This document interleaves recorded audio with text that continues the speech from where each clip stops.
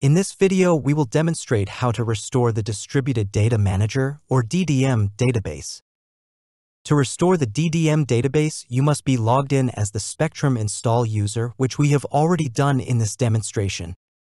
Before restoring the DDM database from a backup, we have to stop the Archive Manager. In Terminal, navigate to the bin directory. Then run the following command on the screen and replace edu spectrum with the host name of the server. With the Archive Manager shut down, we will next navigate to the SS DDM directory. Next, run the restore command shown on the screen. Be sure to include the path to the database backup file along with the name of the database backup file. A prompt will ask you to confirm you are running as the Spectrum install user before continuing. Next, a warning appears explaining that the DDM database will be reinitialized with the landscape handle found in the save file. Enter Y to continue and the restore begins.